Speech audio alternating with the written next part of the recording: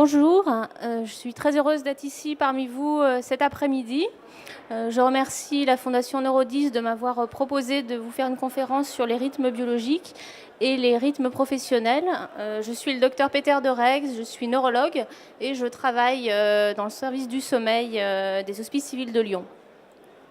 Voilà, alors je vous parlerai d'abord des rythmes biologiques, donc de différents rythmes, et nous verrons de quelle manière ils sont régulés, puis de situations de désynchronisation qui sont celles, je pense, qui vous intéresseront le plus, essentiellement des situations de désynchronisation exogènes, en particulier le jet lag et le travail posté. Nous verrons quels sont les mécanismes de ces désynchronisations et quelles sont les conséquences pour notre santé. Et puis nous verrons les manières dont il est possible de s'adapter à ces rythmes. Alors, quelques définitions pour commencer. Les rythmes biologiques sont définis comme des variations périodiques ou cycliques des fonctions biologiques. Et parmi ces fonctions, il y a des fonctions physiologiques, comme le rythme cardiaque par exemple, ou encore des fonctions biochimiques, comme le rythme de la division des cellules ou bien de la synthèse de certaines protéines, et puis des rythmes comportementaux, comme le rythme veille-sommeil par exemple, qui est celui qui nous intéressera le plus aujourd'hui. Alors, ces rythmes se définissent par différents paramètres qui les caractérisent. Donc on a la période, qui est le temps nécessaire pour réaliser un cycle complet. La phase, qui définit le temps d'un cycle, le temps donné au sein du cycle, l'amplitude du rythme entre la valeur minimale et la valeur maximale, et c'est la période qui nous permet de classer les rythmes en ultradiens, circadiens et infradiens, en fonction de leur période. Donc les rythmes ultradiens sont des rythmes de fréquence courte, comme le rythme de la fréquence cardiaque par exemple. Les rythmes infradiens ont une période supérieure à 24 heures. C'est le rythme, par exemple, des migrations ou bien de la gestation chez certains mammifères. Et puis, les rythmes qui nous intéressent aujourd'hui sont les rythmes circadiens, comme le rythme veille-sommeil, par exemple. Alors, voici quelques exemples de rythmes circadiens. Si l'on prend 24 heures, on voit que, bien sûr, le sommeil est le plus profond au milieu de la nuit, vers 2 heures du matin, avec un minimum thermique qui survient à peu près en même temps. Et puis le matin, on a une augmentation de la pression artérielle, une diminution de la sécrétion de mélatonine, et puis la production d'autres hormones comme le cortisol ou la testostérone. Les mouvements intestinaux qui débutent dans la matinée, et puis en deuxième partie de journée, on voit que tout un tas de performances physiques vont être meilleures, notamment la coordination, les temps de réaction ou bien l'efficacité cardiovasculaire, ce qui peut avoir son importance en termes de performances sportives par exemple. Et puis le pic thermique est atteint en fin de journée et la mélatonine est produite en début de nuit. Nous verrons selon quel mécanisme. Voilà, alors ces rythmes sont-ils un élément endogène qui sont présents en nous initialement, ou dépendent-ils de l'environnement? Mais en fait, un petit peu les deux. Et concernant la présence d'une horloge interne, il faut remonter au début du XVIIIe siècle pour retrouver les premières expériences de Jean-Jacques d'Ortoux de Méran, qui avait observé que les feuilles de mimosa avaient un rythme d'ouverture et de fermeture des feuilles qui dépendait non pas de l'alternance lumière-obscurité, mais bien d'un rythme endogène. En effet, il a essayé de mettre ces plantes de mimosa dans l'obscurité et il s'est aperçu que le rythme persistait. C'est bien qu'il y avait une horloge interne au sein de ce végétal. Chez l'homme, on doit l'expérience principale à Michel Siffre. C'était un aventurier et aussi un scientifique qui, à l'âge de 23 ans, a décidé de se retirer dans une grotte, le gouffre de Scarasson, c'est dans les Alpes italiennes.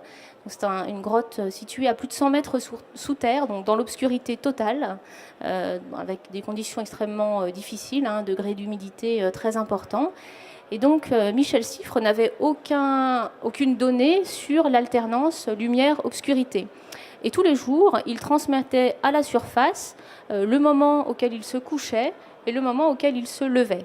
Et ses collègues, à la surface, notaient ceci sur un agenda de sommeil. Donc là, vous avez les heures et ici les jours qui succèdent les uns après les autres. Et en jaune, vous avez la période qui correspond au sommeil de Michel Siffre. Et on voit que jour après jour, il y a un décalage qui se fait petit à petit. Et ce décalage est d'environ 30 minutes par jour, parce que la période endogène, le rythme circadien de Michel Siffre était d'environ 24,5 heures. Et ça, c'est une donnée importante. Ça veut dire que notre horloge, elle est réglée de manière endogène sur à peu près 24 heures, mais pas tout à fait 24 heures. Et c'est ce qui explique que l'on ait à se synchroniser tous les jours à l'aide de la lumière en particulier. La plupart des gens ont d'ailleurs une période qui est un petit peu supérieure à 24 heures, et c'est ce qui explique qu'il nous est plus simple d'allonger nos journées que de les raccourcir, et que le passage à l'heure d'hiver est beaucoup plus facile, parce qu'on rajoute une heure, que le passage à l'heure d'été, pour lequel on nous demande de supprimer une heure. Alors, d'accord, on a une horloge, mais où est-ce qu'elle se situe ? Eh bien, cette horloge, on sait qu'elle se situe dans un tout petit noyau, on ne le voit pas très bien ici, il est représenté en rouge.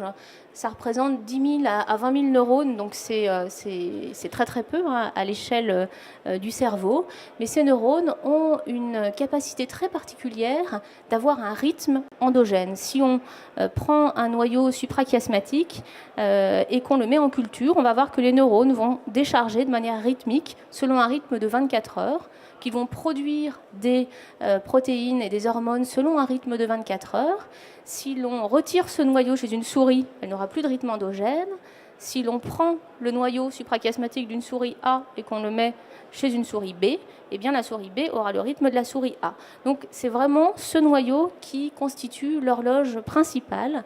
Et cette horloge est régulée par des gènes qu'on appelle les gènes horloges, qui vont déterminer aussi notre chronotype. Alors le chronotype, c'est le fait d'être plutôt du matin ou du soir.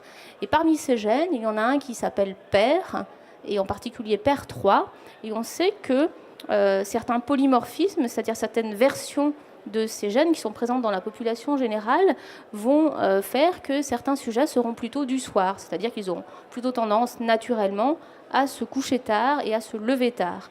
Et inversement, il y a des polymorphismes sur d'autres gènes qui vont faire qu'on est plutôt du matin, donc couche tôt, lève tôt. Donc ce chronotype, hein, c'est quelque chose qui est finalement déterminé génétiquement. Pour autant, ça ne veut pas dire qu'on ne peut pas le modifier, mais c'est quelque chose qui est vraiment présent en nous dès la naissance. Alors, on peut le modifier, ce rythme, comme je vous l'ai dit.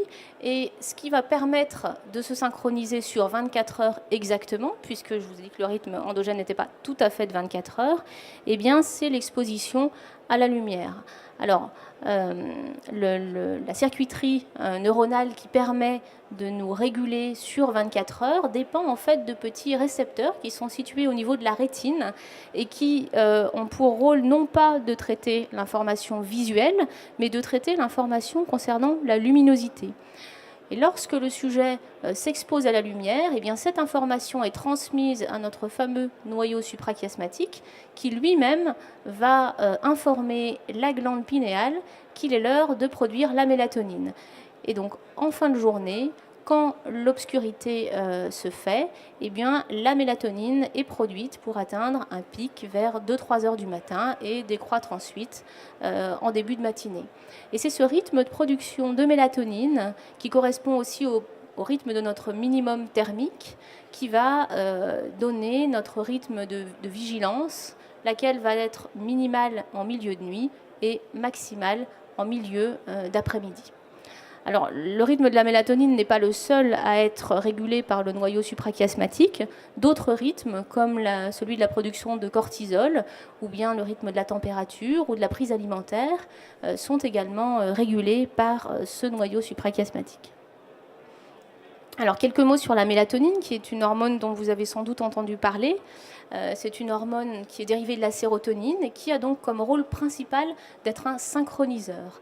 Alors comme rôle accessoire, elle a un effet hypnotique, c'est-à-dire qu'elle a un effet un peu sédatif, elle fait un peu dormir, mais ça n'est pas réellement un somnifère. Elle a un effet vasodilatateur qui va permettre une déperdition thermique et donc d'abaisser la température corporelle. Et puis on lui attribue aussi différentes propriétés antioxydantes, peut-être anti-cancer, en tout cas sans preuve totalement étayée chez l'homme à l'heure actuelle. Alors, il est possible de se procurer de la mélatonine exogène, on en trouve en pharmacie ou d'ailleurs comme complément alimentaire dans différents magasins ou dans les aéroports par exemple.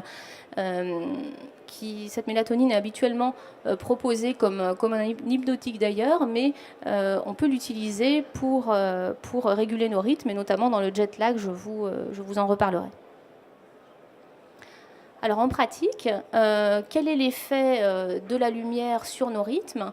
Il faut savoir d'abord que c'est surtout la lumière bleue, donc dans une longueur d'onde d'environ 480 nanomètres, qui va agir sur l'horloge biologique. Voici une courbe qui représente la production de mélatonine, donc qui augmente en milieu de nuit et qui va diminuer sur le matin. Eh bien, si l'on applique de la lumière, c'est ce petit rectangle ici, en milieu de nuit, on va diminuer l'amplitude du pic de mélatonine et surtout le décaler sur le matin. De la même manière, si on s'expose à la lumière le soir, eh bien, on va retarder sa production de mélatonine. Et inversement, si on s'expose à la lumière tôt le matin, on va avancer sa production de mélatonine. Et puis si on s'expose à la lumière le soir et le matin, on va raccourcir la durée pendant laquelle on va produire notre mélatonine. Et dans les pays dans lesquels la photopériode est très courte pendant l'hiver, comme par exemple en Finlande, eh bien on observe effectivement, au contraire, un allongement et un aplatissement de la courbe de sécrétion de mélatonine. Alors, c'était quelques données, on va dire, assez fondamentales sur la régulation de nos rythmes.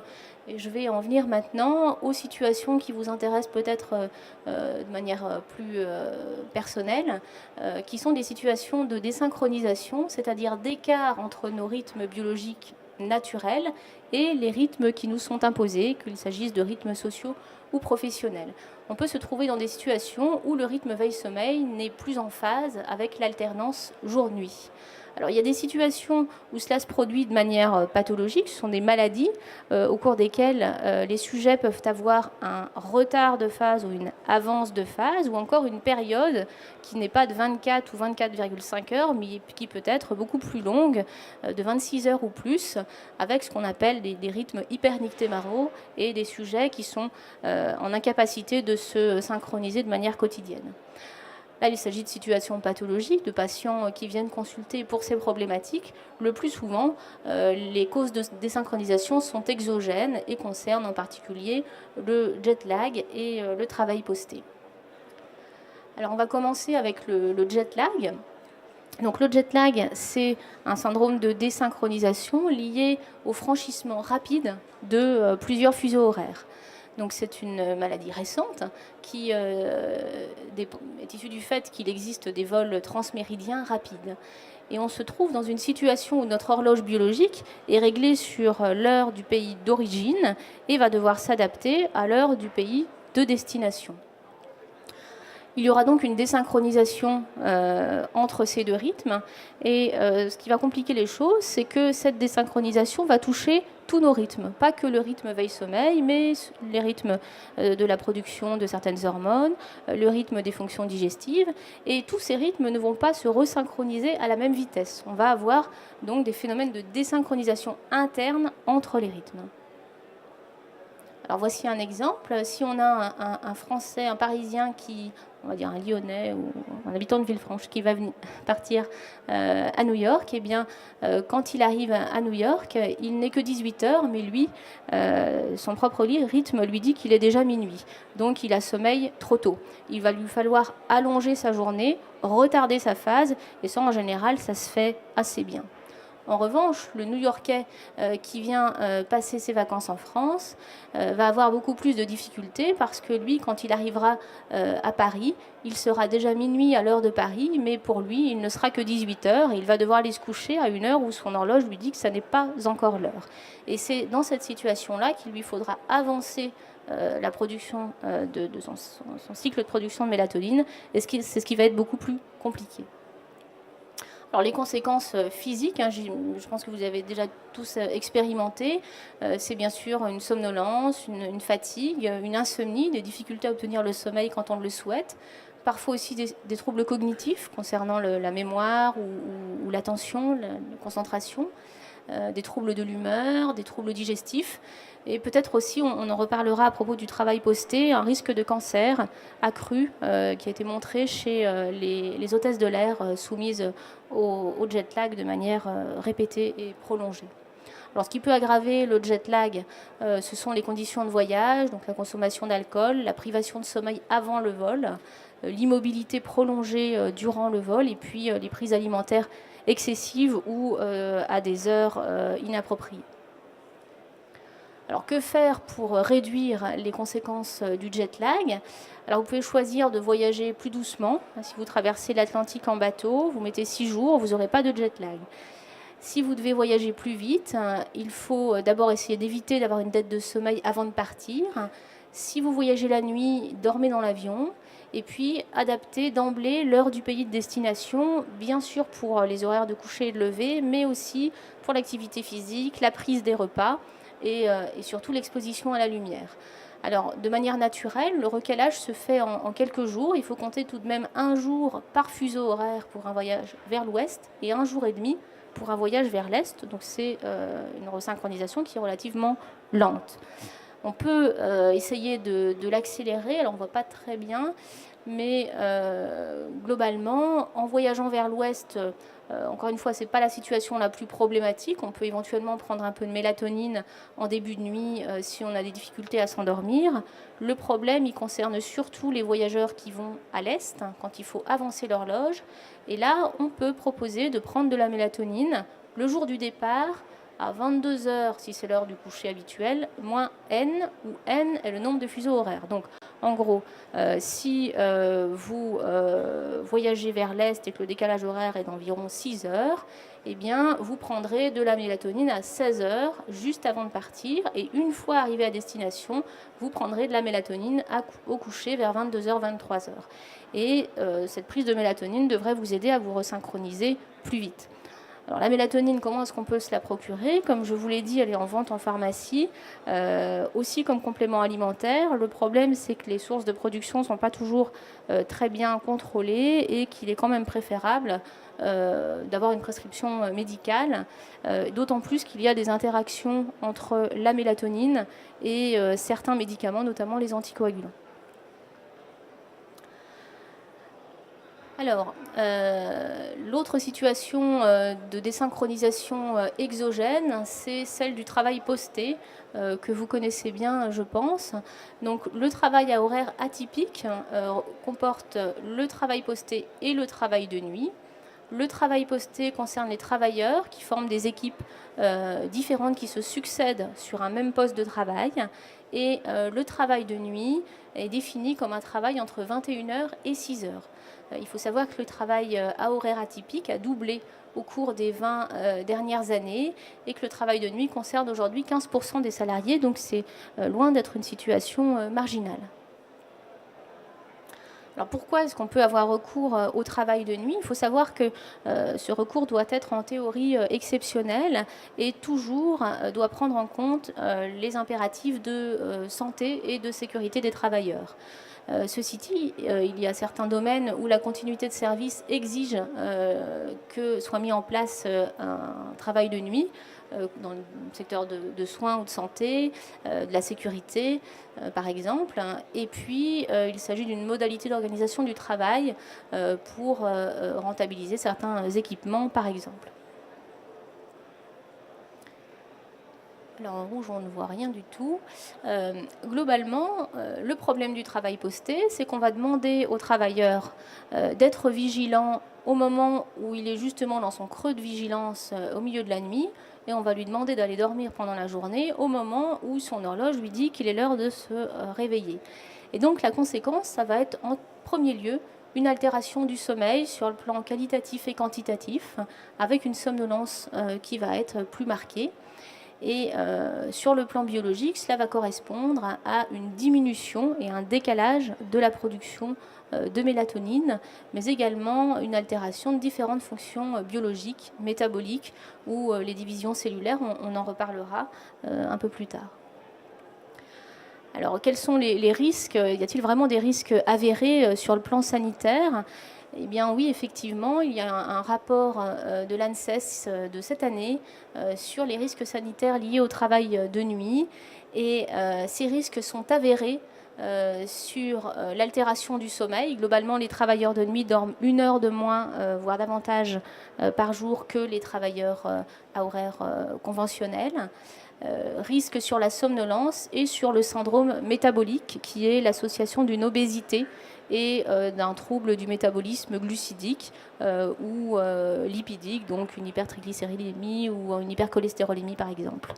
Ces risques sont probables concernant les troubles cognitifs, essentiellement les troubles de concentration et d'attention, les troubles psychiques, dépression, anxiété, l'obésité, le diabète de type 2, les maladies coronariennes et le cancer. Et enfin, ces risques sont possibles sur les dyslipidémies, l'hypertension artérielle et les accidents vasculaires cérébro-ischémiques. Et puis à ces différents effets sanitaires, il ne faut pas oublier de rajouter l'effet social et familial. Les travailleurs postés et surtout de nuit sont souvent l'objet d'un certain isolement parce qu'ils ne peuvent pas prendre le repas le soir avec la famille, être là à l'heure des devoirs des enfants par exemple.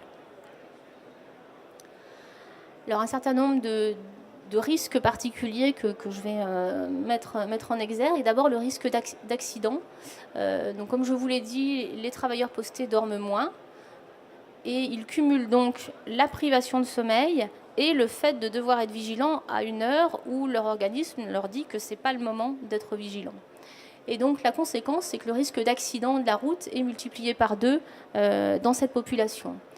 Et puis, si l'on reprend un peu d'un point de vue historique des grandes catastrophes, le naufrage du Titanic ou bien l'explosion d'un réacteur à Tchernobyl ou à Three Miles Island dans les années 79 et 86, eh bien, ce qu'ont en commun ces 3 catastrophes, c'est leur heure de survenue, 23h30, mais en fait, il était 2h30 du matin si l'on tient compte du décalage horaire, 4h du matin pour Three Miles Island et 1h30 pour Tchernobyl.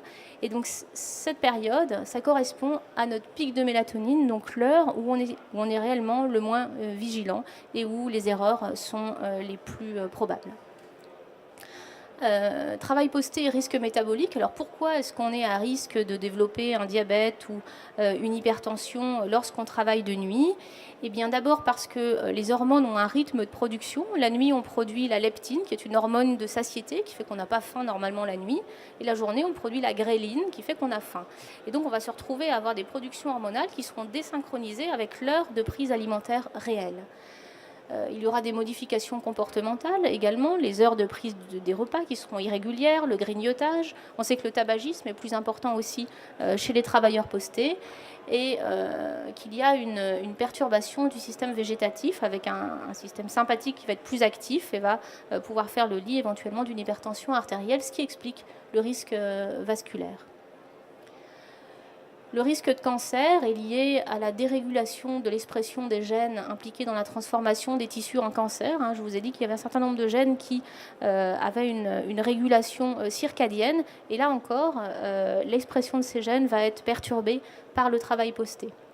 On va avoir également un affaiblissement du système immunitaire qui va nous permettre de nous défendre donc moins bien contre les cancers. Et donc ce risque concerne surtout le cancer du sein et cela a été étudié chez les infirmières et les hôtesses de l'air. Chez les femmes en particulier, le travail posté peut être à l'origine d'une diminution de fertilité, d'un risque de prématurité chez les enfants. Et donc, en termes de protection de cette population, il est recommandé d'éviter le travail posté ou de nuit à partir de 12 semaines d'aménorrhée chez les femmes enceintes. Alors, on en vient donc à la surveillance médico-professionnelle des travailleurs postés et de nuit. Ce sont des recommandations de la Haute Autorité de Santé qui datent de 2012 et qui stipulent qu'il faut, avant l'embauche évaluer le chronotype et le profil des travailleurs postés. Donc globalement, si on a un chronotype du soir et qu'on est court dormeur, on va s'adapter plus facilement au travail posté que si on est long dormeur avec un chronotype du matin. Il faut interroger les travailleurs sur leur temps de sommeil, les informer du risque d'accident et surveiller le taux d'accident dans cette population. Et bien sûr, surveiller le poids, la pression artérielle, toutes les conséquences qui sont susceptibles de découler du travail à horaire décalé. Comment faire au mieux? Comment organiser les rythmes de travail pour être le moins délétère possible? Eh bien, on sait aujourd'hui qu'il faut favoriser les rotations en sens horaire, avec des rythmes de durée intermédiaire, donc tous les 4-5 jours plutôt que tous les 2-3 jours. On peut proposer une exposition à la lumière en début de poste pour favoriser la vigilance ou éventuellement la consommation de caféine en début de poste. Et puis au contraire, limiter l'exposition à la lumière en fin de poste. Donc on peut recommander aux travailleurs de rentrer chez eux, par exemple avec des lunettes de soleil le matin, pour éviter d'avoir l'effet éveillant de la lumière le matin. On peut proposer des siestes programmées avant la prise de poste ou même pendant des courtes pauses qui permettent là aussi de restaurer une vigilance pendant quelques heures. Et puis de manière générale, on conseille de conserver 3 repas à heure fixe, d'avoir un temps de sommeil de plus de 7 heures par 24 heures. Là, il faut pondérer parce qu'on n'a pas tous les mêmes besoins de sommeil. Et puis bien sûr, d'éviter les hypnotiques lorsqu'on souhaite dormir dans la journée. Alors, il était question ici donc de rythme. Je vais élargir un petit peu le sujet pour terminer sur nos rythmes de vie actuels qui concernent tous les travailleurs, indépendamment des travailleurs postés, et sur une question qu'on se pose par rapport à nos capacités de vigilance et de performance qui fluctuent dans la journée et savoir s'il est possible de les améliorer, de booster notre vigilance et nos performances. Alors ça, c'est le rythme normal de fluctuation de notre vigilance qui est faible le matin au réveil. C'est ce qu'on appelle l'inertie, il faut le temps de sortir du sommeil. Et puis la vigilance est plus importante en milieu ou en fin de matinée. Elle diminue en début d'après-midi, juste maintenant, là, en ce moment. Et ce, de manière indépendante de la prise alimentaire d'ailleurs. Et puis, cette vigilance va augmenter en fin d'après-midi et ensuite diminuer dans la soirée au fur et à mesure que la dette de sommeil va s'accumuler. Et en fait, cette fluctuation de vigilance concerne non seulement l'éveil, mais également des capacités cognitives, de jugement, de concentration, de temps de réaction. Alors, est-il possible d'améliorer ces différentes capacités cognitives? Eh bien, on peut le faire à l'aide de la lumière. En effet, la lumière a un effet synchroniseur, je vous l'ai dit au départ, il module la production de mélatonine, mais la lumière a aussi un effet direct sur un certain nombre de fonctions cérébrales. Ça, c'est une IRM fonctionnelle, donc c'est une représentation du cerveau chez quelqu'un qui a été exposé à la lumière. Et en fait, vous voyez les petits ronds rouges qui représentent les régions qui s'activent juste du fait d'être exposé à la lumière. Et on voit qu'il y a tout un tas de régions du cerveau, dans le tronc cérébral, ici dans l'hippocampe, qui est impliqué dans la mémoire, on vous en parlera tout à l'heure, je pense. Et puis également dans les lobes frontaux, ici des deux côtés, donc dans des régions qui sont impliquées plus dans la planification, l'organisation, l'attention. Et donc on a un effet direct de la lumière sur tout un tas de fonctions cérébrales. Et ça a été étudié de manière pratique, en situation. C'est une étude ici chez une centaine de travailleurs, un travail des employés de bureau, qui étaient exposés pendant 4 semaines soit à une lumière classique, soit à une lumière plus intense, de plus de 10 000 lux, et enrichie en lumière bleue, dont on a vu qu'elle avait un rôle particulier. Et ensuite, les sujets qui étaient exposés à la lumière bleue ont été exposés à la lumière normale et vice-versa. C'est une étude en crossover.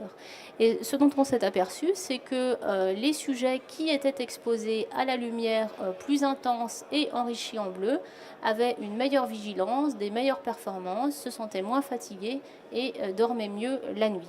Donc ça a vraiment un impact potentiel au quotidien. Cet impact se voit aussi en conditions de laboratoire sur la production de mélatonine et la vigilance, ainsi que les temps de réaction. Et si vous avez les temps de réaction qui sont indiqués chez quelqu'un exposé à la lumière normale et à la lumière enrichie en bleu, et vous voyez que les temps de réaction sont plus faibles, donc la personne est plus rapide pour répondre lorsqu'elle est exposée à la lumière bleue. Alors, est-ce que c'est bien de s'exposer à la lumière ou d'être l'objet de ces stimulations de manière continue? Eh bien, pas forcément. C'était l'objet de la dernière journée nationale du sommeil et de la vigilance, sommeil et nouvelles technologies. Et un certain nombre de constatations ont été mises en exergue, et notamment le fait que nous sommes de plus en plus exposés aux écrans et aux stimulations, et ça, ceci dès l'enfance, et qu'il y a un effet de la lumière, mais aussi de la sollicitation cognitive. Quand on consulte un SMS juste avant d'aller se coucher, en général, ça génère un peu d'éveil, l'envie de répondre éventuellement, peut-être également des émotions, ce qui ne va pas être forcément compatible avec un endormissement ensuite. Et de manière plus précise, l'Institut national du sommeil et de la vigilance a, dans une grande enquête, observé que 80% des Français utilisaient l'ordinateur, la tablette ou le smartphone après le dîner, 40% l'utilisaient dans leur lit, que 20% des Français dormaient avec leur téléphone allumé, que 80% d'entre eux répondaient sans délai aux messages, y compris au milieu de la nuit, et que ces constatations étaient associées à la perte d'1 heure de sommeil par nuit au cours des 50 dernières années. C'est encore davantage chez les enfants. Et le corrélat, c'est que cette privation de sommeil est tout à fait manifeste par le fait que les Français dorment plus longtemps le week-end que la semaine. Ça, c'est un petit calcul que vous pouvez faire. Si vous dormez plus longtemps le week-end ou les jours off que la semaine, c'est que vous êtes en privation de sommeil la semaine. Et 25% des Français se disent somnolents. Alors pour terminer, le Miracle Morning, vous en avez peut-être entendu parler, hein, c'est ce livre qui a fait beaucoup de bruit et qui donne des clés pour le développement et l'épanouissement personnel en utilisant 1 heure le matin, très tôt, pour faire du sport, méditer, etc. Alors est-ce que c'est bien? Il faut surtout se méfier de ne pas se mettre en privation de sommeil. Si on se lève plus tôt, il faut se coucher plus tôt. Et puis, ça dépend du chronotype, hein, on en a parlé. On peut être du matin, on peut être du soir. Et chez quelqu'un qui est naturellement du soir, vouloir à tout prix se lever très tôt le matin, c'est soumettre ses rythmes à des pressions prolongées qui ne sont pas souhaitables à long terme. Voilà, donc pour conclure, on a vu les mécanismes qui régulaient notre horloge circadienne, quels pouvaient être les facteurs de synchronisation ou au contraire de désynchronisation de cette horloge, et que cette désynchronisation pouvait avoir un impact sur le sommeil, mais pas que sur le sommeil, sur d'autres rythmes également. Et j'espère que ces informations vous aideront à mieux apprivoiser vos rythmes. Voilà, je vous remercie pour votre attention et je remercie encore la Fondation Neurodis qui soutient la recherche en neurosciences de m'avoir proposé de donner cette conférence.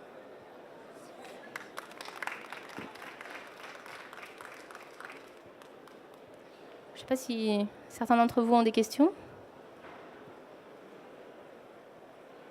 Les chronotypes, en fait, ils ne sont pas la plupart de la population, c'est vrai, c'est-à-dire ceux qui ont tendance. Combien à peu près de la population? Alors globalement, un quart de chronotype du soir, un quart de chronotype du matin et la moitié de chronotype intermédiaire. La plupart des gens sont de chronotype intermédiaire, 23h, 7h.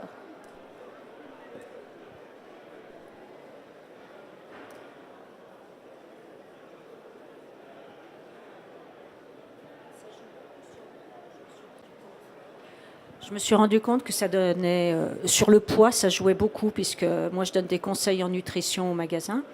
Et chaque fois, je demande quel métier les personnes font.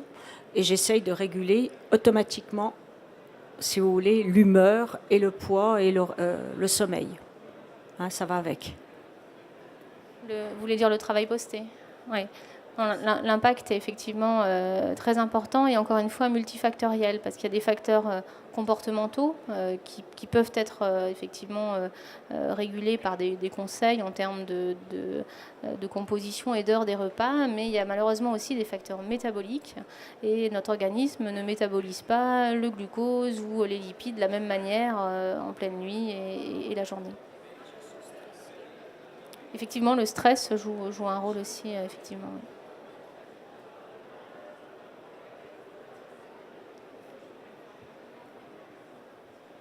Je reviens sur les chronotypes parce que s'ils sont quand même importants, c'est-à-dire un quart de la population, cela veut dire qu'ils peuvent souffrir des mêmes conséquences si on les oblige à travailler, à commencer un travail à 8 heures ou à 9 heures du matin, et la même chose si on oblige les lève-tôt à travailler tard. Et donc ça a les mêmes impacts sur leur santé, non? Inclus... Alors ça n'a pas été étudié. Je pense qu'il faut différencier quand même les chronotypes qui sont quand même on reste dans le domaine du normal, des situations d'avance de phase ou de retard de phase.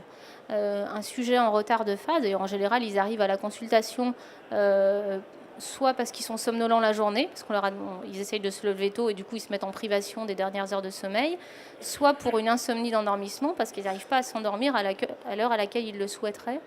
Et ces situations de retard de phase, c'est des décalages très importants. C'est des gens qui n'arrivent pas à s'endormir avant 4 heures du matin et qui n'arrivent pas à se réveiller avant midi. Donc là, c'est des cas très particuliers où on peut être amené à proposer des resynchronisations, de la photothérapie, de la mélatonine, etc.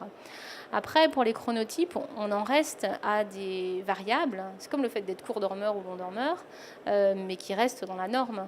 Et puis, on s'aperçoit aussi qu'il y a une espèce d'adaptation naturelle, c'est-à-dire que dans les choix professionnels, alors on n'a pas toujours le choix, mais parfois on observe que les gens tiennent compte de leur chronotype.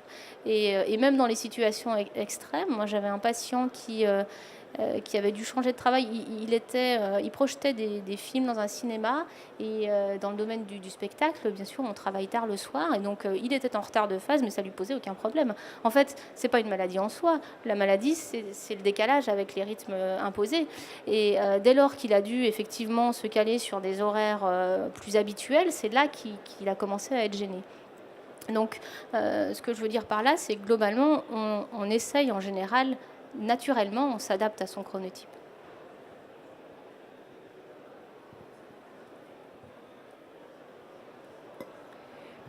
Je voulais vous poser une question, ça concerne les épilepsies. Pourquoi ce n'est pas assez expliqué aux enfants qui sont épileptiques l'importance que le sommeil peut avoir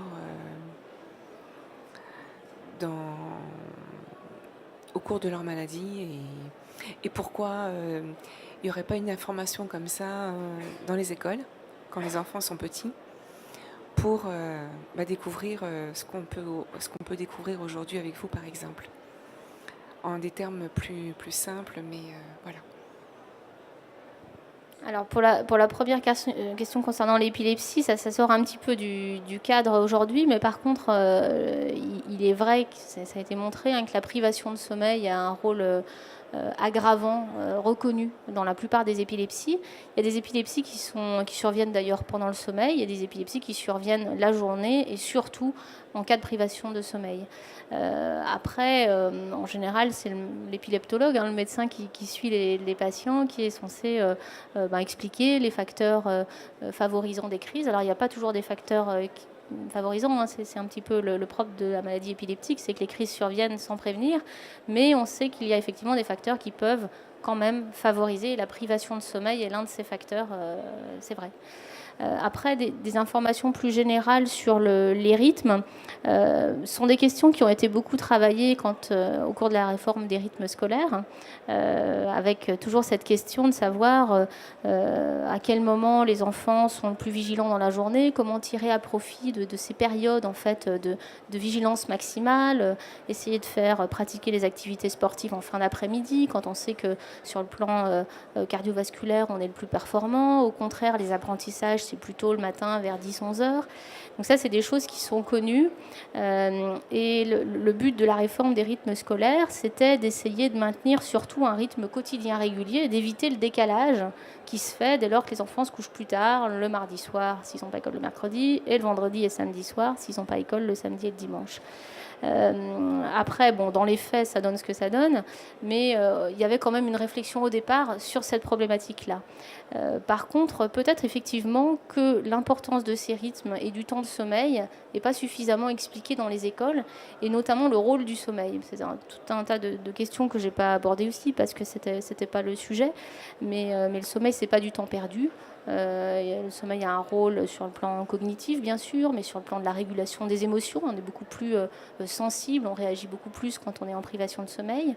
Un rôle métabolique, un rôle pour le système immunitaire aussi. Donc tout un tas de fonctions qui surviennent que pendant la nuit. Et le fait que le sommeil n'est pas une perte de temps, c'est peut-être effectivement un message qu'on ne fait pas assez passer.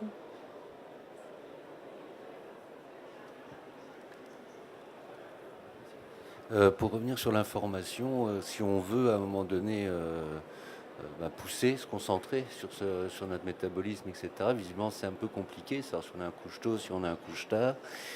Et hormis un médecin, quand ça nécessite vraiment une consultation, qu'est-ce qu'il y a à notre disposition quand on n'est plus dans le cycle scolaire pour justement pouvoir être informé, pour pouvoir travailler dessus, pour pouvoir savoir comment on fonctionne précisément.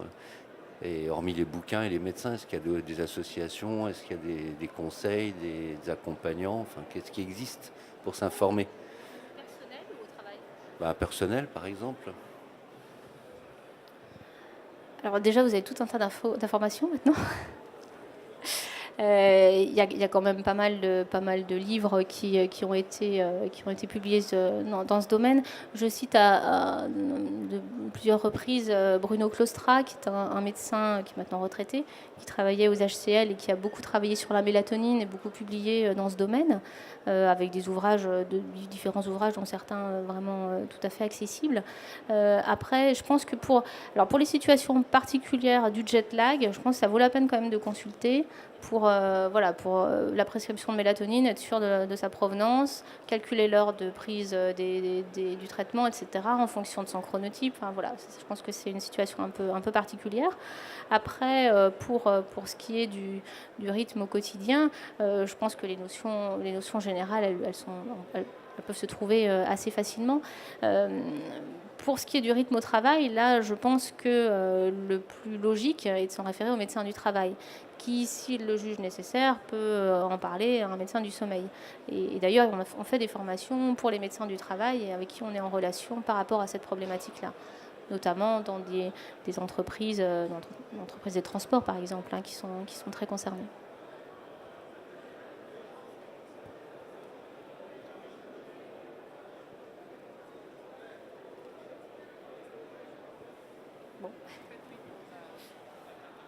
Pour reprendre la question de monsieur, je pense que peut-être ce sera nécessaire, bon, c'est pas nécessairement vous mais de faire quelque chose, une communication en général à la télé, comme on a fait récemment pour manger 5 fruits et légumes par jour, parce que c'est très important pour la santé de manger à tous les repas pratiquement plus et bouger, parce que c'est maintenant un fait que si on ne bouge pas assez, fait de l'activité, mais aussi...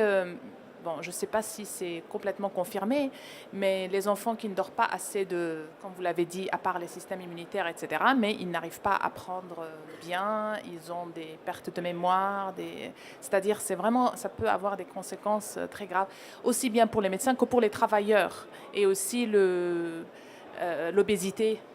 Et tout ce que vous avez dit. Donc peut-être ce sera vraiment important de faire des messages à la télé comme on avait fait, comme la France avait fait nationalement pour le reste du sommeil. Combien c'est important et combien une dérégulation du sommeil peut causer des problèmes dont on ne sait pas et peut-être on peut prendre des médicaments à cause de ces problèmes sans même s'en rendre compte qu'il faut aller voir un médecin spécialisé ou comme vous parce que c'est un problème de sommeil et pas autre chose. Alors que la plupart des gens dans notre vie maintenant, on essaye de faire 36 000 choses et à la fin, on pense que le sommeil... Effectivement, c'est une bonne idée. Il y a toujours un risque après, c'est quand on fait des spots courts, c'est de simplifier trop et quand on simplifie trop, des fois ça devient un peu faux. Mais effectivement, je pense que l'information plus générale et en particulier chez l'enfant, qui pourrait passer d'ailleurs davantage par les écoles. Je pense que c'est vraiment le lieu pour informer les parents et les enfants. Et ça, c'est des choses mais qu'on connaît depuis pas si longtemps que ça. L'effet de la privation de sommeil chez l'enfant, on sait que les enfants qui dorment moins longtemps, effectivement, ont un risque d'obésité plus important. Donc c'est quand même des choses extrêmement importantes, mais qu'on ne connaît pas depuis très longtemps. Et donc peut-être qu'il faut aussi le temps à la communauté scientifique de métaboliser toutes ces données pour pouvoir ensuite peut-être les transmettre au mieux possible.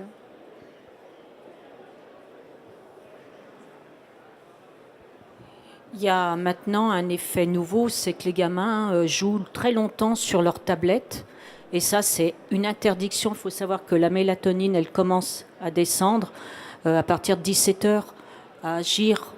Ça dépend, oui, mais moi, je vois à peu près mes clients, c'est ce que je leur dis. Ben, il faut supprimer tout ça. Et automatiquement, ben, il faut laisser faire les choses naturellement. Parce qu'un gamin qui va jouer sur sa tablette, c'est sûr que vous perturbez son sommeil.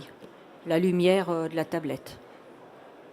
Oui, ça, c'est des études qui ont été faites. Un même texte lu sur un livre ou sur une tablette, on a un effet mesuré sur la mélatonine. Et ça, indépendamment de l'effet de stimulation cognitive. Après, en pratique, on sait tous qu'on a parfois, pas le choix, quoi. Et on a parfois à travailler le soir sur l'ordinateur quand même.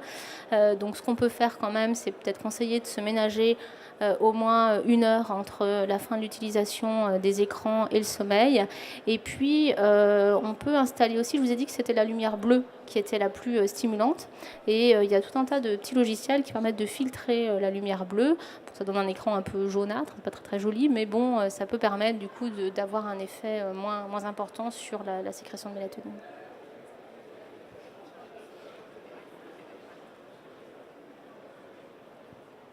Bon, eh ben, très bien, je vous remercie. Bon après-midi.